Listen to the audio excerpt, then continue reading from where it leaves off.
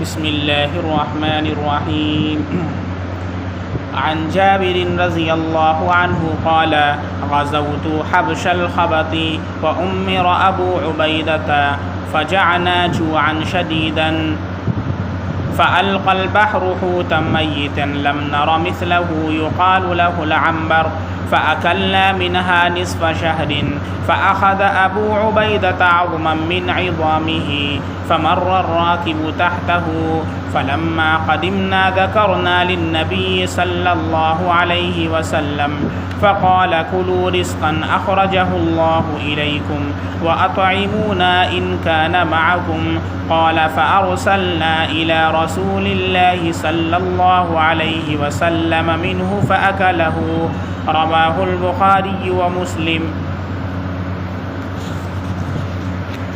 اس حدیث کے اندر جس واقعے کا ذکر کیا گیا ہے اس کا نام ہے حبش الخبط۔ یہ سن 6 ہجری کے اندر ایک جہادی مہم کا حصہ ہے۔ رسول اللہ صلی اللہ علیہ وسلم نے تقریباً 300 مجاہدین کا ایک لشکر روانہ فرمایا اور اس کا امیر حضرت ابو عبیدہ رضی اللہ تعالیٰ عنہ کو بنایا، اور پورے لشکر کے کھانے کے لیے صرف ایک بوری کھجور دی، کیونکہ اس موقع پر اتنا ہی انتظام بمشکل ہو سکا تھا۔ ایک بوری کھجور کتنے لوگوں کے لیے؟ 300 مجاہدین، ایک بوری کھجور۔ اس وقت اتنا ہی بندوبست ہو سکا تھا، چنانچہ حضرت ابو داود وغیرہ کے اس واقعے کی روایت میں ہے کہ ابو عبیدہ رضی اللہ عنہ جو لشکر کے سردار تھے، امیر تھے، وہ روزانہ ہر لشکری کو اس بورے میں سے صرف ایک کھجور دیا کرتے تھے، روزانہ ایک کھجور، کیونکہ کب تک وہ مہم چلے گی کچھ نہیں ٹھکانا ہے، اور آگے کے لیے بھی کچھ ذخیرہ نہیں ہے، تو ایک کھجور روزانہ دیا کرتے تھے۔ اور یہ جو اللہ کے سپاہی تھے، اللہ کے نبی صلی اللہ علیہ وسلم کے صحابہ تھے، مجاہدین تھے، ایک کھجور کے اوپر گزارا کیا کرتے، پورے دن کا گزارا۔ یہاں تو ماشاءاللہ ناشتے کے اندر بریڈ ہے، مکھن لگا ہوا، چائے ہے، اور پھر اس کے بعد ہم لوگ کتنے آئٹم کھاتے ہیں، پراٹھا کے ساتھ ساتھ سبزی بھی مل رہی ہے الحمدللہ، اور پھر اس کے بعد ناشکری کے الفاظ ہوتے ہیں کہ پیٹ میں درد ہے۔ جب اتنا کھا لیں گے تو پیٹ میں درد ہوگی، اور ماشاءاللہ بقرے کا گوشت کئی دنوں تک فریز کر لیا گیا ہے، اب وہ کوفتہ بنا کر کے، سیخ کباب بنا کر کے، اور بعض کو بھن کر کے کھایا جائے گا۔ تقریباً 1 مہینے تک تو انشاءاللہ انتظام ہو ہی گیا ہے۔ اسی لیے لائٹ والے نے تھوڑا اچھا کیا کہ لائٹ وائٹ کاٹ دیے، تاکہ کچھ اپنا قربانی کا گوشت ہم غربا فقراء کے لیے بھی تقسیم کرنے والے بن جائیں۔ جائز ہے، اگرچہ پورا آدمی رکھنا چاہے تو رکھ سکتا ہے، لیکن افضل طریقہ ہے 3 حصہ اس میں کیا جائے، ایک حصہ اپنے اہل و عیال کے لیے رکھ لے، ایک حصہ اقربا اعزاء کو دے دے، اور ایک حصہ فقراء و غربا کو دے دے۔ سوچ لیں کہ کتنے زیادہ عیش کے ساتھ اللہ ہماری زندگی گزار رہے ہیں، پھر بھی اس کے بعد ہم کو اللہ سے شکایت اور کمپلین رہتی ہے۔ سوچیں 300 مجاہدین ہیں، ایک کھجور کی بوریا اللہ کے نبی نے دیا ہے، روزانہ ایک کھجور پر پورے دن اور پورے رات کی غذا کیا ہے؟ ایک کھجور۔ بعض صحابہ کرام فرماتے ہیں، اسی میں سے ان کا بیان ہے کہ اس ایک کھجور کو، چونکہ ایک ہی کھجور تھی، وہ آدمی کھائے گا تو فوراً ختم ہو جائے گی، اور پورے دن کچھ ملنا نہیں ہے، پوری رات کچھ ملنا نہیں ہے، پھر بھوک لگے گی تو کیا کریں گے؟ اس لیے اس کو کھاتے نہیں تھے، کھجور کو منہ میں رکھ کر چوسا کرتے تھے، اور پھر تھوڑی دیر کے بعد اس کو نکال کر رکھ دیا کرتے تھے، پانی وانی پی لیتے، پھر بھوک کا احساس ہوتا تھا، پھر اسی کھجور کو رکھ کر کے چوستے تھے، اور اس سے یہ مطلب طبیعت کو یہ احساس ہوتا تھا کہ چلو کچھ پیٹ میں جا رہا ہے، اور پھر اس کے بعد اس کو رکھ دیتے اور پانی پی لیتے تھے۔ اس طریقے سے کیا کرتے۔ خیر یہ تو اس وقت تک تھا جب تک کھجور تھی۔ ایک بوریا کھجور کتنے دن چلے گی؟ 300 صحابہ کرام ہیں، ایک ہفتہ، زیادہ سے زیادہ 1 ہفتہ چل جائے گی۔ 1 ہفتے کے بعد نہ کھجور نہ پانی تو ہے، کھانے کا کوئی آئٹم نہیں تھا۔ اب فرماتے ہیں کہ جب یہ بھی کھجوریں ختم ہو گئیں تو درختوں سے پتے جھاڑ کر کے انہیں پانی سے تر کر کے کھانے لگے۔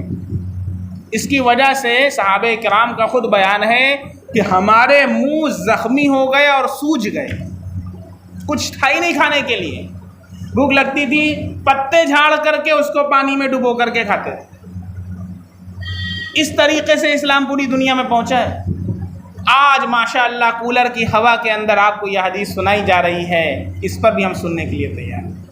ذرا تصور کریں اس وقت کا کہ کیسے صحابہ نے کتنی زبردست قربانی پیش کی اسلام کی، اپنی بیوی کو، اپنے بچوں کی قربانی، اپنے جان و مال کی قربانی پیش کرتے ہیں۔ فرماتے ہیں کہ منہ سوج گئے، زخمی ہو گئے، اور اس لشکر کو اسی وجہ سے جیش الخبت بولتے ہیں۔ خبت کے معنی آتے ہیں درخت سے پتے جھاڑنے کے۔ تو چونکہ اس لشکر کے اندر صحابہ کرام نے پتے جھاڑ جھاڑ کر کے اپنی بھوک مٹائی تھی، اس لیے اس کو کیا بولتے ہیں؟ جیش الخبت۔ اس کو یاد رکھیے گا، جیش الخبت۔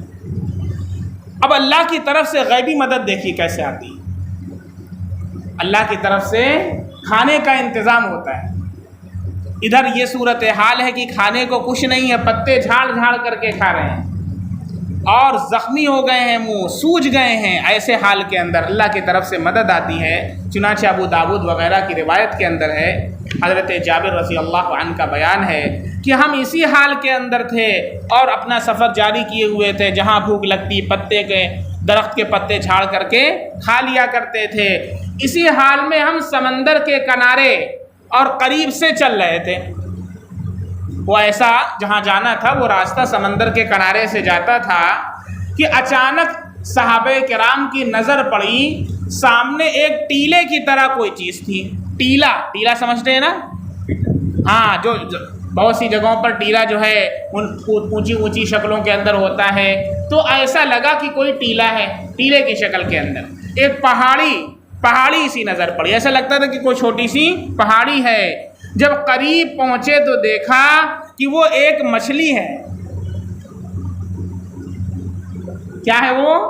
اتنی بڑی وہ مچھلی تھی، سمندری مچھلی۔ اللہ نے اس کو نکال کر کے وہاں پر رکھ دیا تھا۔ اچھا، اس سے پہلے تو ایسا واقعہ پیش نہیں آیا تھا۔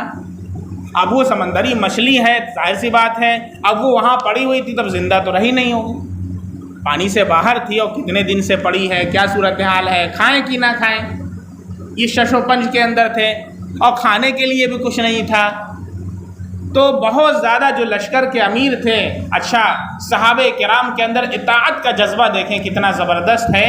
انہیں کی بھوک لگی ہے تو امیر کی اجازت کے بغیر جا کے کھا لیں؟ نہیں، جب تک امیر کا حکم نہیں ہوگا کوئی ہاتھ نہیں لگا سکتا ہے۔ یہ تھی اطاعت، یہ تھا ماننے کا جذبہ، اور اسی کا نام ہے اسلام۔ آج تو ہم اپنے امام کی بات ماننے کے لیے تیار نہیں۔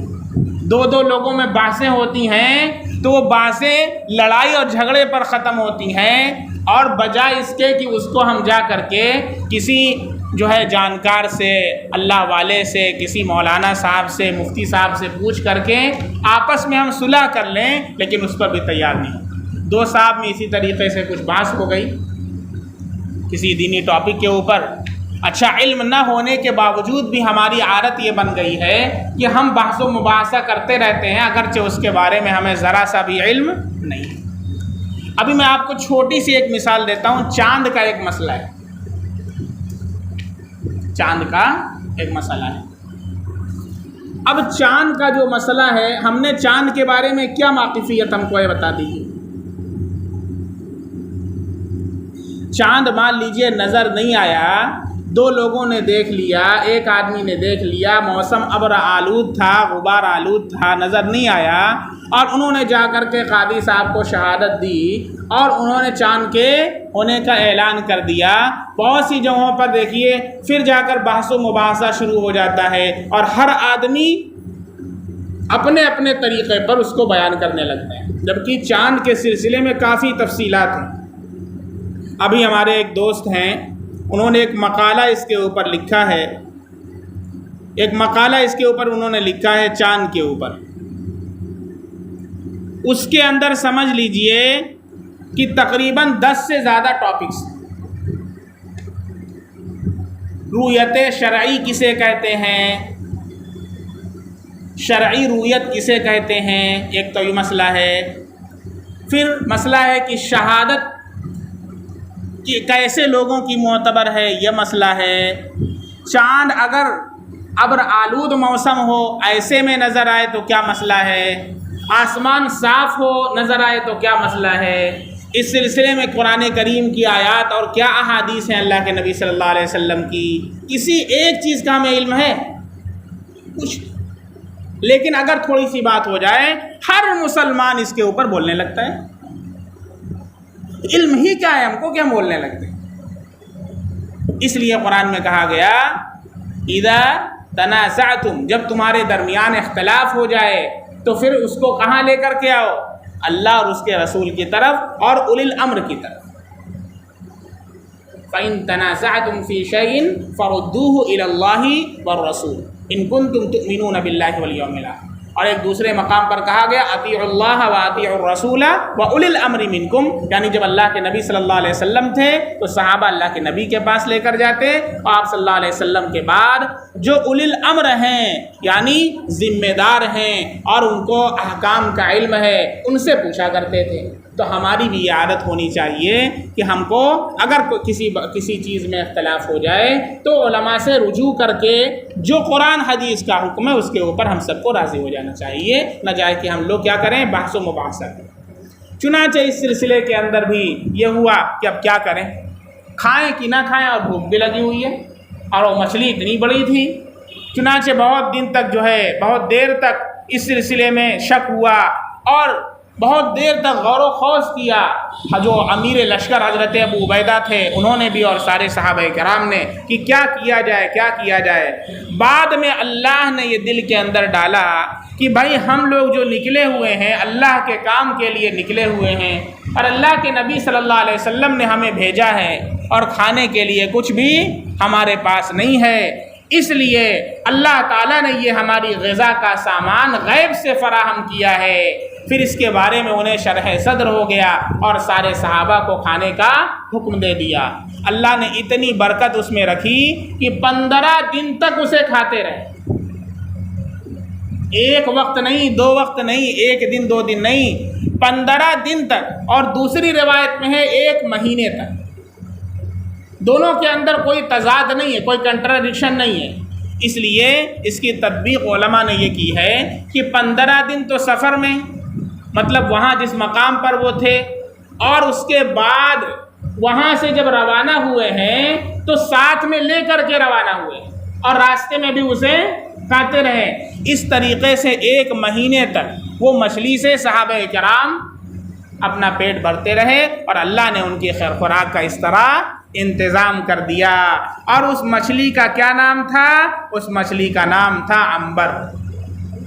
مچھلی کا نام کیا تھا؟ حدیث میں اس کا تذکرہ ہے، عنبر نام تھا۔ چنانچہ بعض حضرات کا کہنا ہے کہ جو عنبر پایا جاتا ہے وہ اسی مچھلی سے پیدا ہوتا ہے۔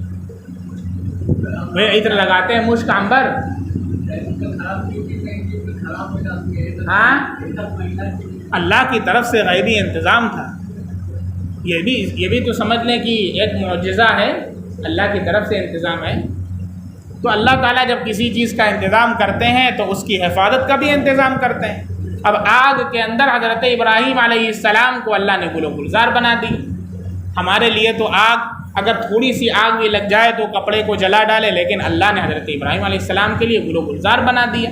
تو اللہ تعالیٰ کے لیے کوئی چیز مشکل نہیں ہے، ہمارے لیے مشکل ہے۔ اور اعتراض اس وقت ہوتا ہے جب ہم وہ چیز اپنے دماغ سے سوچتے ہیں کہ بھائی یہ چیز تو میرے لیے مشکل ہے، تو ایسا کیسے ہو سکتا ہے؟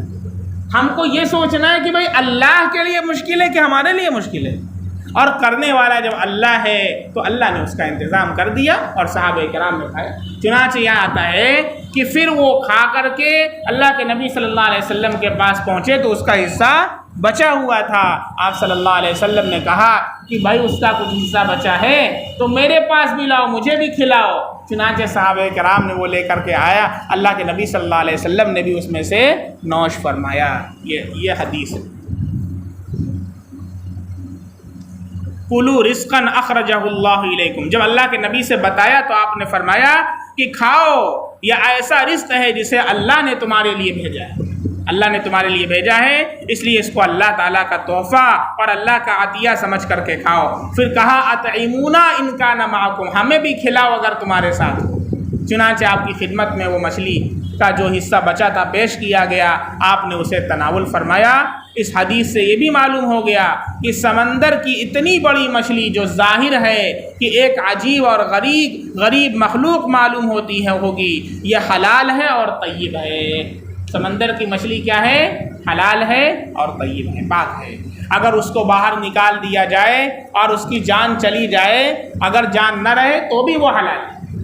اللہ کے نبی صلی اللہ علیہ وسلم کی حدیث اس سے پہلے آ چکی ہے، احلت لنا میتتان، ہمارے لیے دو مردار حلال ہیں، السمک والجواد، ایک مچھلی دوسرے ٹڈی، ایک مچھلی دوسرے ٹڈی، یہ حلال کیے گئے۔ اب حدیث کا ترجمہ سن لیں۔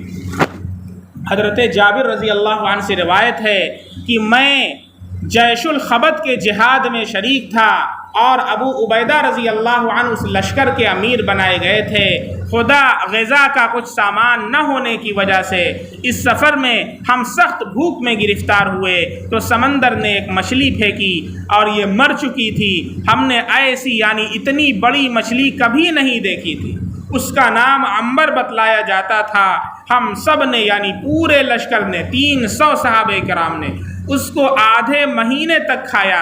پھر ابو عبیدہ رضی اللہ عنہ نے اس کی ہڈیوں میں سے ایک ہڈی غالباً پسلی اٹھا کے کھڑی کی تو اونٹ کا سوار اس کے نیچے سے نکل گیا۔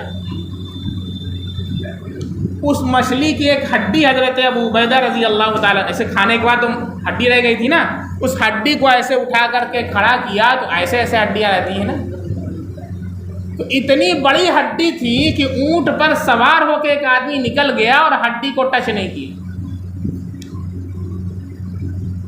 اللہ کی طرف سے۔ اس کی ہڈیوں میں سے ایک ہڈی غالباً پسلی اٹھا کے کھڑی کی تو اونٹ کا سوار اس کے نیچے سے نکل گیا۔ پھر جب ہم سفر سے مدینہ واپس آئے تو ہم نے رسول اللہ صلی اللہ علیہ وسلم سے اس کا ذکر کیا اور پوچھا کہ ہمارا اس کو کھانا درست تھا یا نہیں، تو آپ نے فرمایا کھاؤ، اللہ کا عطیہ اور تحفہ سمجھ کر جو اللہ نے تمہارے واسطے نکالا تھا، اور اگر اس میں سے کچھ تمہارے ساتھ ہو تو ہمیں بھی کھلاؤ۔ حضرت جابر رضی اللہ عنہ کہتے ہیں کہ ہم نے اس میں سے رسول اللہ صلی اللہ علیہ وسلم کے لیے بھی بھیجا تو آپ نے اس کو تناول فرمایا۔ اس حدیث کو امام بخاری نے بھی روایت کیا ہے اور صحیح مسلم کے اندر بھی یہ حدیث موجود ہے، بالکل پیٹنٹ روایت ہے۔ عن عائشة رضی اللہ عنہا قالت قالوا یا رسول اللہ انہا هنا اقواما حدیث عہدهم بشرک یأتوننا بلحمان لا ندری ایذکرون اسم اللہ علیہا ام لا قال اذکروا انتم اسم اللہ وکلوا رواہ البخاری۔ حضرت عائشہ صدیقہ رضی اللہ عنہا سے روایت ہے کہ کچھ لوگوں نے رسول اللہ صلی اللہ علیہ وسلم کی خدمت میں عرض کیا کہ ہمارے یہاں کچھ ایسے لوگ ہیں کہ ان کا شرک کا زمانہ قریب ہی کا ہے، یعنی قریب ہی وہ مسلمان ہوئے، شرک کا زمانہ قریب ہی کا ہے، یعنی قریب ہی وہ مسلمان ہوئے ہیں، کچھ مہینے ہوئے ہیں یا کچھ سال گزرے ہیں، یعنی قریب ہی زمانے کے مسلمان ہیں اور ابھی ان کی اسلامی تعلیم و تربیت نہیں ہو سکی ہے۔ وہ ہمارے پاس گوشت لاتے ہیں، جب وہ ذبح کرتے ہیں جانور تو اپنے قبیلے کے لیے تو ہمارے پاس بھی لے کر کے آتے ہیں کہ لو بھائی تم بھی کھا لو۔ ہم نہیں جانتے کہ ذبح کرتے وقت وہ اللہ کا نام لیتے ہیں یا نہیں، ہم کو یہ علم نہیں ہے کہ اللہ کا نام لیتے ہیں یا نہیں، یعنی شک تھا۔ تو اس صورت میں وہ گوشت کھائیں یا نہ کھائیں، آپ صلی اللہ علیہ وسلم نے فرمایا کہ تم اللہ کا نام لو اور کھا لو۔ اس حدیث کا مطلب یہ ہے کہ خواہ مخواہ کے وہم میں نہیں پڑنا چاہیے، خواہ مخواہ کے وہم میں یہ شیطان کی طرف سے ہوتا ہے۔ بھائی جب ایک مسلمان کا ذبیحہ ہے تو یہاں تک کہ کتابی کا ذبیحہ حلال ہے، کتابی کا ذبیحہ، کتابی یعنی یہود اور نصارہ کا ذبیحہ حلال ہے، یہود اور نصارہ. چنانچہ قرآن میں اللہ کا ارشاد ہے وَطَعَامُ الَّذِينَ أُوتُوا الْكِتَابَ حِلٌّ لَّكُمْ، اور ان لوگوں کا کھانا جن کو کتاب دی گئی یعنی یہود اور نصارہ حِلٌّ لَّكُمْ تمہارے لیے حلال ہے. قرآن کی آیت ہے. اب اس کے اندر بھی ہم شک کر رہے ہیں تو قرآن کی آیت میں شک کر رہے ہیں، اور اس شک کی وجہ سے بعض مرتبہ انسان کافی پریشان ہو جاتا ہے. ابھی کل کی بات، فجر کے بعد فون آیا صاحب مفتی صاحب کہاں ہیں؟ ہم نے کہا گھر پر ہیں. کیا ہوا؟ 6 بجے سے کلاس شروع ہو جاتی ہے ہماری. تو ہم نے کہا خالی ہیں؟ ہم نے کہا بتائیے ابھی کلاس شروع ہونے والی. تو انہوں نے کہا کہ کچھ 10 منٹ کے لیے ملاقات کرنا تھا، بہت ضروری. تو بالکل آ جائیے. تو اور ایک صاحب تھے تو انہوں نے بتایا کیا وجہ ہے آنے کی، کیوں ملنا ہو. تو کہنے لگے کہ اس قدر وسوسے آ رہے ہیں کہ بعض دفعہ لگتا ہے ایسا کہ ہم خودکشی کر لیں. اس قدر وسوسے آ رہے ہیں کچھ دنوں سے کہ ایسا لگتا ہے کہ ہم خودکشی کر لیں. ہم کہ کس چیز کے وسوسے؟ کہ خوف. کیا خوف ہے؟ خوف کس چیز کا ہے؟ کہ خوف بس یہی ہے کہ کہیں ایسا نہ ہو جائے، کہیں ویسا نہ ہو جائے. کیا مطلب بڑی کمپنی ہے تو کہیں حکومت کی ریڈ نہ پڑ جائے، تو کہیں جو ہے ہمارا بزنس فلاپ نہ ہو جائے. یہ اس طرح کے بس. اب اس کی وجہ سے وہ ٹینشن میں بیٹھے ہوئے ہیں. ارے اللہ نے ماشاءاللہ، ہم نے کہا اللہ نے آپ کو اتنا نوازا الحمدللہ.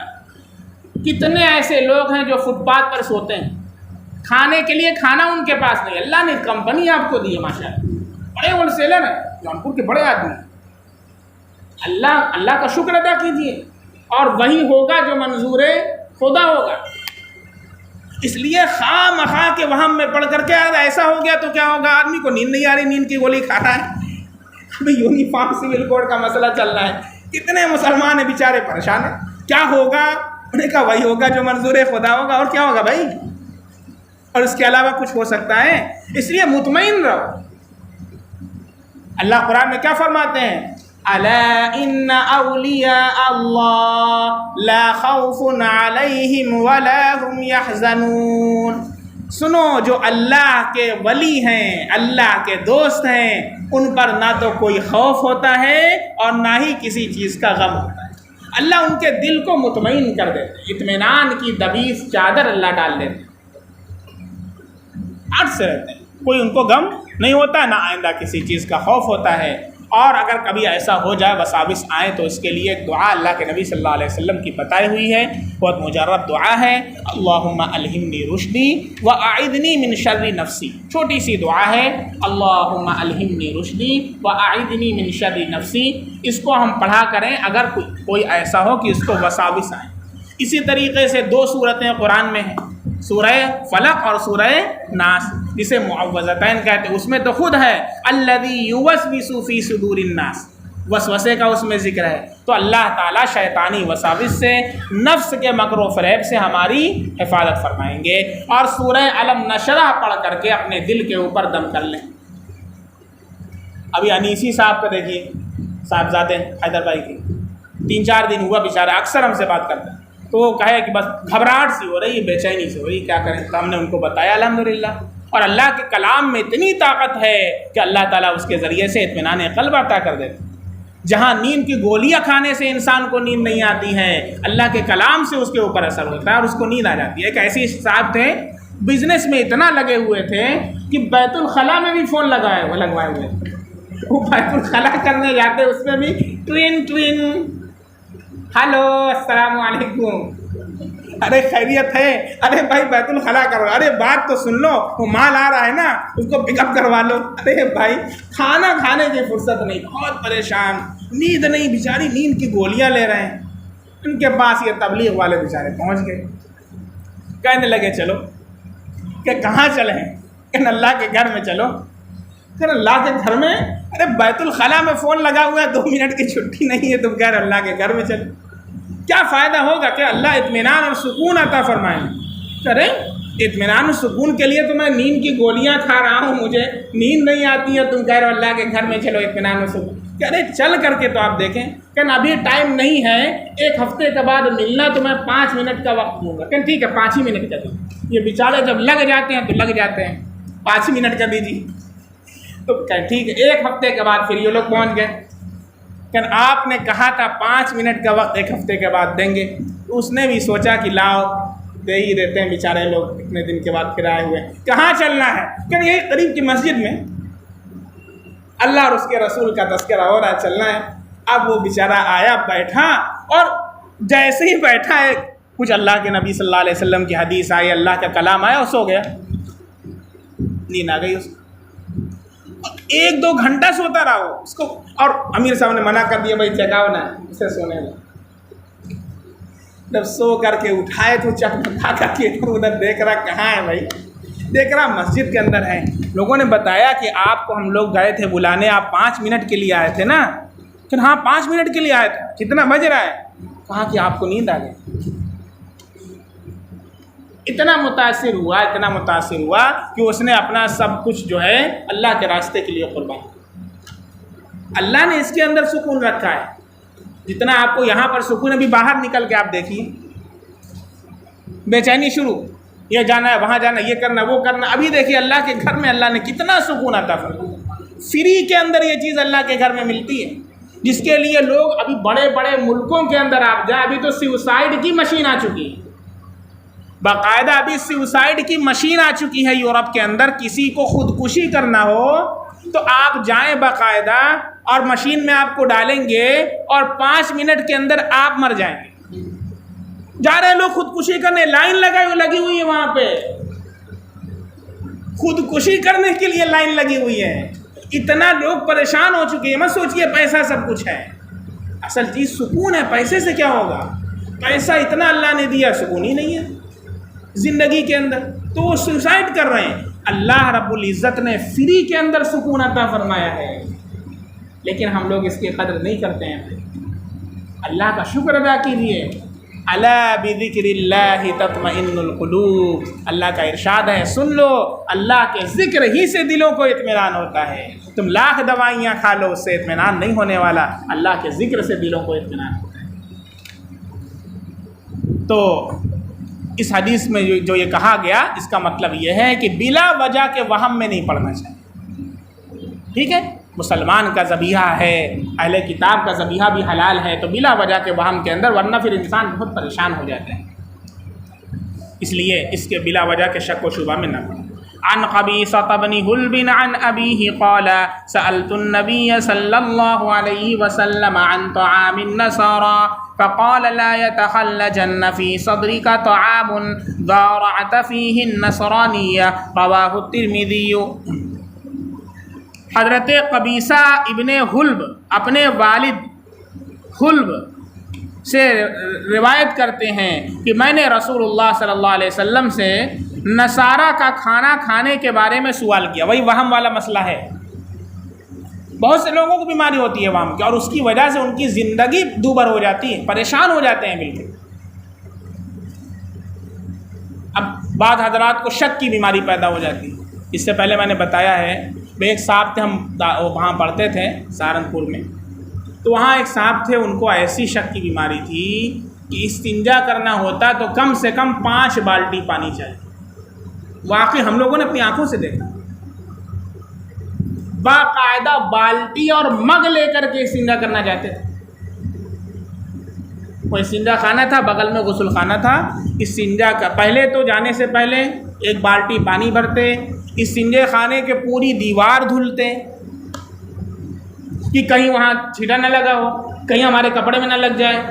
اتنا زیادہ وہم، واقعی کہہ رہے ہیں، سب لوگ پریشان تھے، واقعی پوری بلڈنگ والے پریشان تھے، کیا ہو رہا ہے؟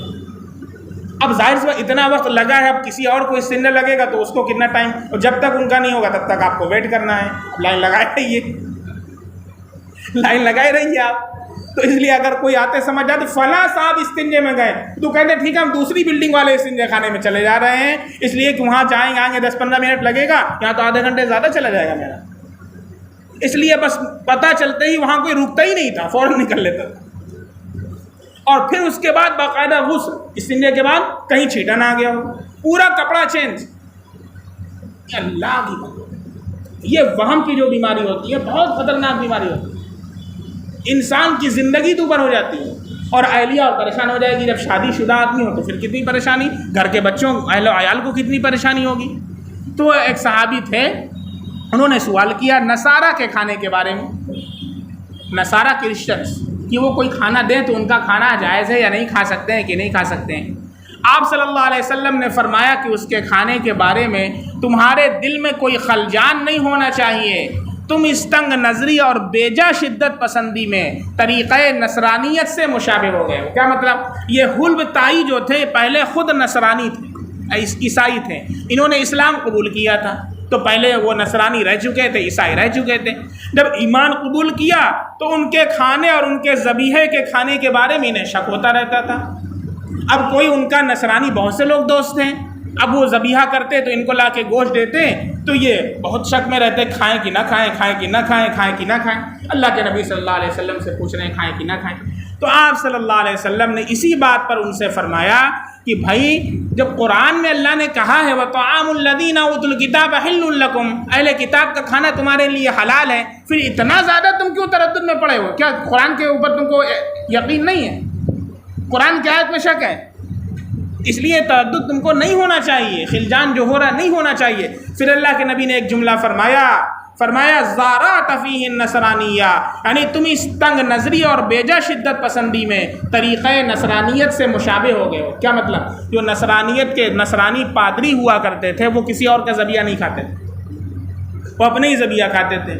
تو اللہ کے نبی نے فرمایا کہ تم بھی پہلے نصرانی تھے، وہی تمہارے دماغ میں چڑھ گیا ہے، اب تم مسلمان ہو گئے ہو تو ان کا ذبیحہ نہیں کھاتے ہو، شک میں پڑے رہتے ہو. تو ایسا کہ تم نصرانیت کے مشابہ ہو گئے، تو ایسا تمہارے اندر نہیں ہونا چاہیے. اللہ تعالیٰ ہم سب کو علم و عمل کی توفیق کرے. کچھ سوالات ہیں، سوالات الگ سے ریکارڈ کر لیجیے. مفتی عبد الرحمن صاحب السلام علیکم، آپ لوگ خیریت سے ہیں؟ وعلیکم السلام ورحمۃ اللہ، الحمدللہ، اللہ کا شکر، آپ کی دعا. عبد الرفیق عرف راجہ خان بھوپال سے سوال کرتے ہیں. سوال نمبر 1، بکرے کو خصی کرنا کیسا ہے؟ بکرے کو خصی کرنا بہت بہتر ہے، بلکہ خصی بکرے کی قربانی کرنا افضل ہے، اس لیے کہ اس سے بکرا اور تندرست ہو جاتا ہے اور پاک اور صاف ہو جاتا ہے. جو انڈو خصی آج کل کے آتے ہیں آپ دیکھیں تو اپنا پیشاب خود پی جاتے ہیں، اس لیے اگر ان کی قربانی کرنا ہو تو حکم یہ ہے کہ اتنے دن تک ان کو جو ہے گندگی سے بچایا جائے کہ ان کے گوشت کے اندر جو جراثیم ہیں اور زہریلے اثرات ہیں ناپاکی کے وہ سارے کے سارے ختم ہو جائیں. اس کا خیال رکھا جائے. اور جائز تو ہے لیکن افضل جو ہے وہ خصی بکرے کی قربانی ہے. اب یہاں پر الٹا کانسیپٹ پایا جاتا ہے. بعض لوگ سوال کرتے ہیں کہ مفتی صاحب خصی کی قربانی ہو جائے گی؟ میں نے کہا ہو نہیں جائے گی، افضل ہے اس کی قربانی کرنا. اس کی قربانی کرنا کیا ہے؟ افضل ہے اس کو، اور توانا تندرست ہو جاتا ہے اور صاف صفائی اس کے اندر زیادہ ہوتی ہے. بات سمجھ میں آ رہی؟ تو بکرے کو خصی کرنا کیسا ہے؟ بہتر، بہت افضل ہے. سوال 2، بکرے کو نال لگا کر کھلانا کیسا ہے؟ نال جو پیر میں لگاتے ہیں، اگر یہ مراد ہے نال لگا سکتے ہیں، اس سے کیا، اس میں کوئی حرج نہیں. سوال نمبر 3، رسم کی بنیاد پر کوئی کام نہ کریں. نال لگا کر بکرے کو کھلانا پلانا، اس کا باسن بڑھا کے بیچ کر وہ پیسہ کیسا ہے؟ حرام ہے یا حلال؟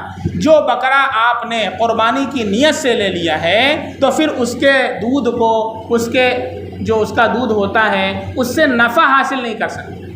یعنی اس کو نہ تو خود کھانا ہے اور نہ اپنے گھر والوں کو، بلکہ اس کو صدقہ کر دینا ہے. اگر کھا لیا، نہیں معلوم تھا، پی لیا، دودھ استعمال کر لیا، تو اس کے بقدر رقم کیا کر دیں؟ صدقہ کر دیں. سوال، عید کے چاند رات کو بکرے کو سجانا سنوارنا کیسا ہے؟ بھائی اللہ نے قرآن میں فرمایا لن ینال اللہ لحومها ولا دماؤها ولکن ینالہ التقوی منکم. اللہ تک نہ تیرے قربانی کا گوشت پہنچتا ہے نہ خون پہنچتا ہے، بلکہ تقوی پہنچتا ہے. اس لیے ہم کو اخلاص کے ساتھ قربانی کرنا چاہیے.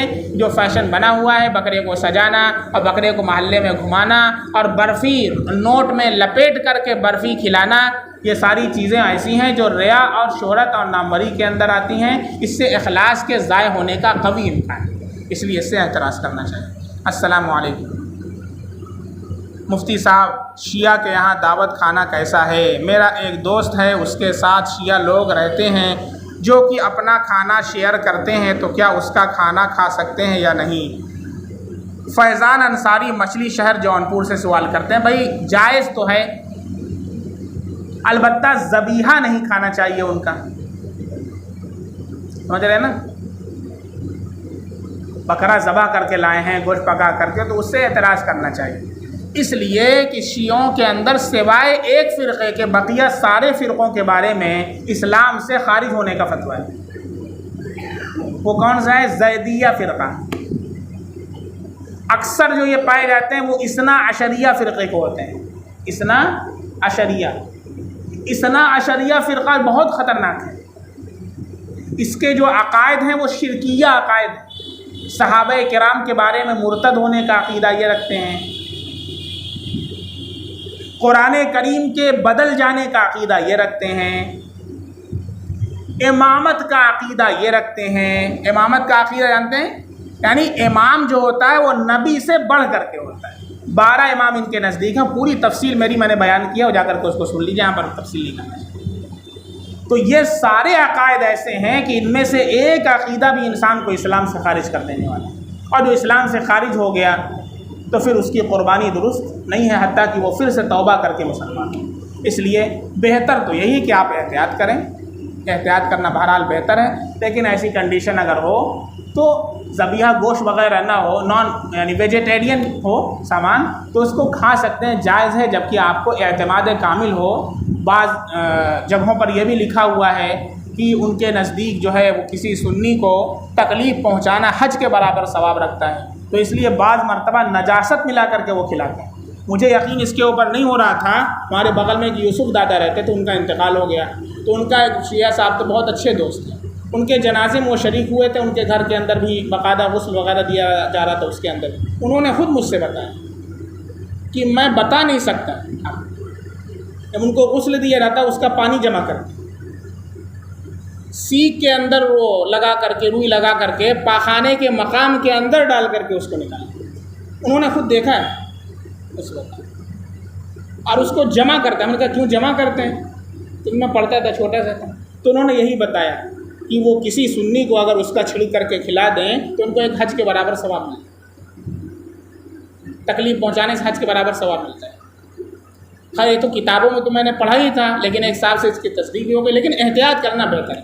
ہو سکتا ہے آپ کا کوئی بہت اچھا ہو، دوست ہو، وہ نہ کرتا ہو، ایسا ٹھیک ہے، لیکن احتیاط کرنا بہتر ہے. ان کی کتابوں میں یہ مسئلہ لکھا ہوا ہے. ایک صاحب آتے ہیں تو تابش ان کا نام تھا، ہماری دادی سے بہت کلوز تھے، آتے تھے، ان کی اہلیہ بھی آتی تھی. ہم نے کئی مرتبہ وہ ہم نے کتاب میں پڑھا تھا، تب میں پڑھتا تھا لال دروازے میں، چھوٹا، میں جمعرات جمعہ کو آتا تھا کبھی، تو ان سے ملاقات ہو جاتی تھی. تو میں ان کو سلام کروں اگر، یا پہلے وہ سلام کریں، کبھی السلام علیکم نہیں کہتے. آپ غور کیجیے گا، آپ غور کیجیے گا، السلام علیکم بولتے ہیں. تمہیں موت آئے. یہ السلام علیکم جو یہودی اللہ کے نبی کو کیا کرتے تھے، یہ سلام یہ کرتے ہیں ہم کو. ہمیں بددعا دیتے ہیں کہ تمہیں موت آ جائے، تم مر جاؤ. میں نے بہت غور سے سننے کی کوشش کی، لیکن لام نہیں سنا. سام مطلب موت آ جائے. اور آپ پوچھیں گے تو بتائیں گے، کبھی زندگی میں نہیں بتائیں گے آپ کو. ایسے یہودیوں کا کام تھا. قرآن میں اللہ نے کہا جب آتے تھے وہ تو ایک ورڈ یوز کرتے تھے، راعینا. تو راعینا جو ہے اس کے معنی تو اچھے ہیں، کیا مطلب ہمارے اوپر توجہ فرمائیے، عربی زبان کا لفظ. لیکن اسی کے اندر ایک معنی راعی کے معنی آتا ہے. راعی معنی چرواہا، بکری چرانے والا. راعینا مطلب ہمارا چرواہا. تو اللہ کے نبی صلی اللہ علیہ وسلم کو بولتے تھے راعینا، اور مراد لیتے تھے ہمارا چرواہا. مزہ لیا کرتے تھے اور آپس میں ہنستے تھے، کھی کرتے تھے. اللہ کے نبی صلی اللہ علیہ وسلم چاہتے تھے ایک طرف سے گردن مروا دیتے، لیکن نہیں. آپ کے اخلاق تھے، آپ کے کریمانہ. اللہ نے قرآن میں آیت نازل فرمائی اور فرمایا کہ اے صحابہ کرام، اللہ کے نبی سے جب آیا کرو پاس میں، صحابہ بھی کہتے تھے راعینا، لیکن صحابہ کا مقصد یہ نہیں ہوتا تھا، لیکن ان کا مقصد یہ ہوا کرتا تھا. تو اللہ کے نبی صلی اللہ علیہ وسلم کو انظرنا کہا کرو، راعینا نہ کہا کرو، اس لیے کہ اس کے اندر احتمال ہے، چونکہ وہ لوگ اس کو دوسرے مقصد کے لیے استعمال کرتے ہیں. باہر کیف آپ نے پوچھا اس لیے ہم نے بتا دیا ہے، احتیاط بہرحال اس سے بچنے میں۔ السلام علیکم، ہمیں یہ پوچھنا ہے کہ عرفہ کا روزہ آج تھا یا کل رہے گا؟ بھائی عرفہ کا روزہ تو نکل چکا، میرے پاس آج سوال آ رہا ہے تو میں کیا کروں؟ آج ہی جواب دوں گا۔ یوم عرفہ 9 ذی الحجہ کو ہوتا ہے، اور ایک عرفہ کے روزے کا ثواب 2 سال کے روزے کے برابر، 1 سال گزشتہ اور 1 سال آئندہ گناہوں کا کفارہ ہو جائے گا، اللہ کے نبی کا ارشاد۔ اب چلیے اللہ تعالیٰ موقع دے تو اگلے سال انشاءاللہ نیت کر لیں کہ ہم رہیں گے انشاءاللہ۔ 9 ذی الحجہ کو، سال میں 1 دن، 9 ذی الحجہ، بقرعید سے 1 دن پہلے، جس دن حاجی حج کرتے ہیں، عرفات میں جاتے ہیں، اسی سے اس کا نام یوم عرفہ پڑ گیا، عرفہ والا دن۔ بات سمجھ میں آ رہی ہے؟ اللہ تعالیٰ ہم سب کو علم و عمل کی توفیق عطا۔ سبحان اللہ بحمدہ، سبحانک اللہم بحمدک، اشہد ان لا الہ الا انت، استغفرک و اتوب الیک۔ سبحان ربک رب العزۃ عما یصفون، وسلام علی المرسلین، والحمد للہ۔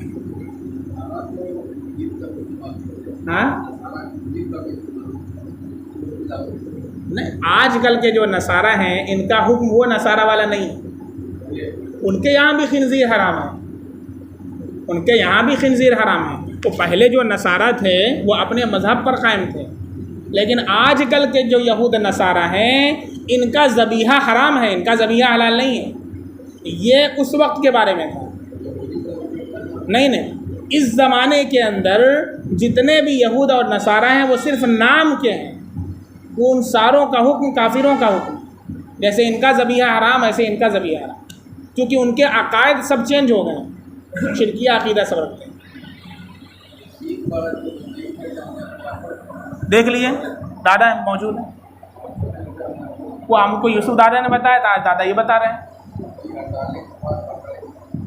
ہاں جی، دیکھ لیے ضیافت اچھی کریں گے، آپ جائیں گے تو ضیافت بہت اچھی کرتے ہیں۔ 10 محرم کو جائیے، دیکھیے کتنی زبردست ضیافت کریں گے، اور ملا دیں گے تھوڑا سا بھی مردہ والا، ان کو حج کا ثواب مل رہا ہے۔ بھائی تو کہیں نہیں ملائیں گے، 1 پلیٹ بریانی آپ کو کھلا رہے ہیں تو 1 حج کا ثواب مل جا رہا ہے ان کو۔ وہاں حرم کے اندر ہم نے دیکھا ہے، حرم کے اندر آگے اللہ کے نبی مسجد نبوی کے اندر، وہاں پتہ چل جاتا ہے کہ یہ رافضی اٹھا کر کے اس کو بھگاتے ہیں۔ کیوں؟ اللہ کے نبی صلی اللہ علیہ وسلم، پھر اس کے بعد حضرت ابوبکر صدیق رضی اللہ تعالیٰ عنہ کی قبر ہے، پھر اس کے بعد حضرت عمر فاروق رضی اللہ تعالیٰ عنہ کی۔ تو جب ہم سلام پیش کرتے ہیں، جب ہم جاتے ہیں لائن سے، تو پہلے اللہ کے نبی صلی اللہ علیہ وسلم کو سلام کرتے ہیں، السلام علیکہ یا رسول اللہ، السلام علیکہ یا حبیب اللہ۔ پھر اس کے آگے بڑھتے ہیں تو حضرت ابوبکر صدیق رضی اللہ عنہ کو السلام علیکہ یا خلیفۃ الاسلام ابوبکر صدیق رضی اللہ عنہ۔ پھر اس کے بعد حضرت عمر فاروق رضی اللہ عنہ۔ یہ شیعہ کیا کرتے ہیں؟ اللہ کے نبی کو سلام پیش کرتے ہیں، ابوبکر صدیق رضی اللہ عنہ کو وہیں گالی دیتے ہیں۔ ذرا سا پتہ چل جاتا ہے، وہاں جو سیکورٹی گارڈ کھڑے رہتے ہیں پکڑ کر کے ان کو باہر نکال کے پھینکتے ہیں۔ ہمارے سامنے خارجی کو نکال کے پھینکا تھا، پتہ نہیں کیا الٹا سیدھا گالی پکڑا تھا۔ ایسے مقام پر یہ سب کام کرتے ہیں، یعنی ان کا عقیدہ ہے کہ صحابہ کرام سب مرتد ہو گئے تھے، نعوذ باللہ۔ سوچیے آپ، خالی 5 لوگوں کے 5 تن، سنیں 5 تن، حضرت علی رضی اللہ عنہ، حضرت ابو ذر رضی اللہ عنہ، حضرت فاطمہ رضی اللہ عنہ، حضرت حسن رضی اللہ عنہ، حضرت حسین رضی اللہ، بس، اور سارے کے سارے مرتد ہو گئے۔ تو اللہ کے نبی پہ بہت بڑا الزام لگا دیا آپ نے، یعنی آپ صلی اللہ علیہ وسلم فیل ہو گئے مطلب اپنے مشن کے اندر۔ اس لیے ان کا جو عقیدہ ہے شرکیہ عقیدہ، اس سے اسلام سے خارج ہو جائے گا آدمی۔